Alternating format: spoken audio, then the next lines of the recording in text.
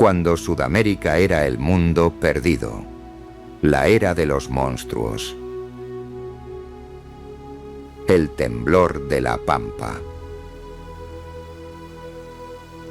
Imagina que caminas por la llanura argentina hace 20.000 años.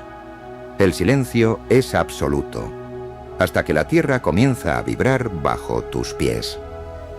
Frente a ti, una mole de pelo y músculo de 6 metros de altura se levanta sobre sus patas traseras. No es un dinosaurio, es algo mucho más extraño. Un megaterio. Un perezoso gigante capaz de mirar a los ojos a una jirafa y de despedazar a un depredador con un solo movimiento de sus garras. Sudamérica no siempre fue el lugar que conocemos.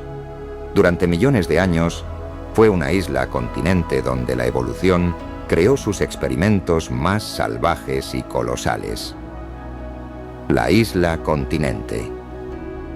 Para entender a estos gigantes, debemos retroceder en el tiempo geológico. Durante casi 60 millones de años, Sudamérica fue una balsa gigante a la deriva, desconectada del resto del mundo. En este aislamiento total, la naturaleza operó sin las reglas de Eurasia o África. Aquí, los nichos ecológicos fueron ocupados por criaturas que no se parecían a nada visto en el resto del planeta. Fue el nacimiento de la megafauna, animales que superaban la tonelada de peso, con ciclos de vida extensos y una adaptación casi perfecta a su entorno. El megaterio y el poder bruto. El rey indiscutible de este ecosistema era el Megatherium americanum. Con 4 toneladas de peso, este pariente lejano de los actuales perezosos era una pesadilla biomecánica. Sus garras de 30 centímetros no eran herramientas para trepar, sino armas de defensa y herramientas de excavación. Aunque tradicionalmente se le considera un herbívoro, estudios recientes sugieren que su inmenso tamaño y fuerza le permitían intimidar a otros depredadores para robarles sus presas, convirtiéndolo en el cleptoparásito más grande de la historia. Gliptodonte, el tanque de la prehistoria.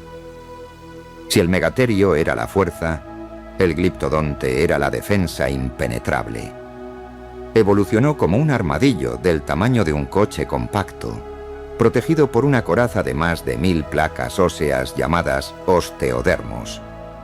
Eran tan resistentes que ni siquiera los colmillos de un tigre dientes de sable podían perforarlos. Para rematar su diseño de guerra, algunas especies poseían una maza ósea en la punta de la cola, capaz de fracturar las patas de cualquier atacante con un solo impacto lateral.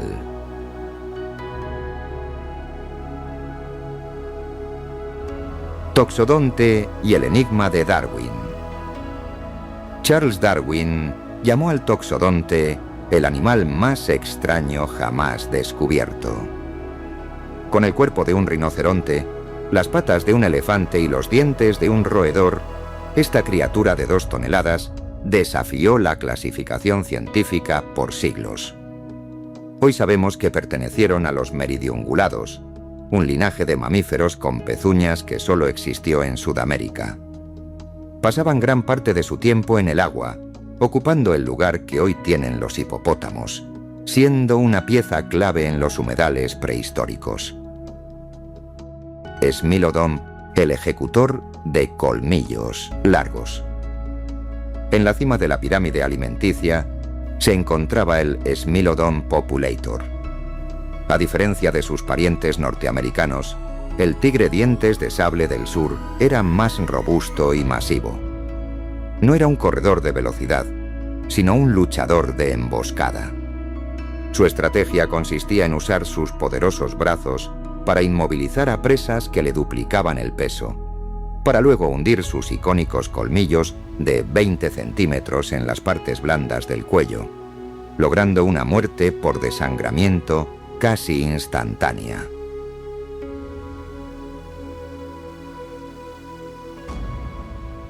Los gigantes menores y el equilibrio. Entre los titanes, coexistían versiones aumentadas de animales que aún conocemos. La paleollama, un camélido estilizado de patas largas, era el principal herbívoro de las zonas abiertas. A su sombra vivía el capibara gigante y parientes cercanos como el Josephoartigasia monesi, un roedor del tamaño de un bisonte. Estos animales mantenían el equilibrio de la vegetación, sirviendo de sustento a los grandes carnívoros y moldeando el paisaje con sus rutas de migración.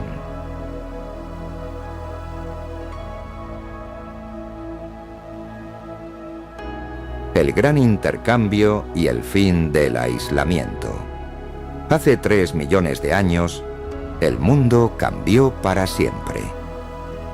El surgimiento del Istmo de Panamá conectó las dos Américas, terminando con el aislamiento de Sudamérica.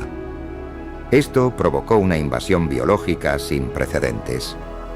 Los depredadores del norte, como los cánidos y los grandes felinos, bajaron al sur, compitiendo con las especies nativas. Muchas de las aves del terror y marsupiales carnívoros de Sudamérica no pudieron resistir la presión de los nuevos invasores, marcando el inicio del fin para el ecosistema original.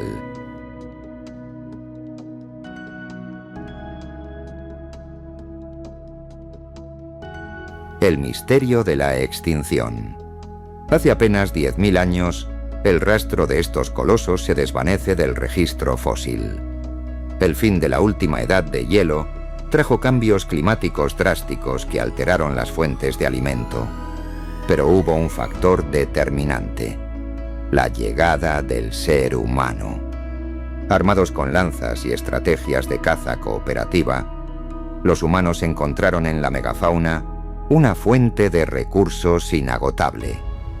Para animales con tasas de reproducción tan lentas, la presión de la caza humana fue el golpe de gracia que los llevó a la desaparición total. El legado de los fantasmas. Aunque ya no caminan entre nosotros, los gigantes sudamericanos dejaron una huella imborrable. Muchas plantas actuales, como el aguacate o el cacao, dependen de la memoria evolutiva de estos animales que dispersaban sus semillas. Al mirar los paisajes de América del Sur, debemos recordar que cada llanura y cada selva fue moldeada por los pasos de estos titanes.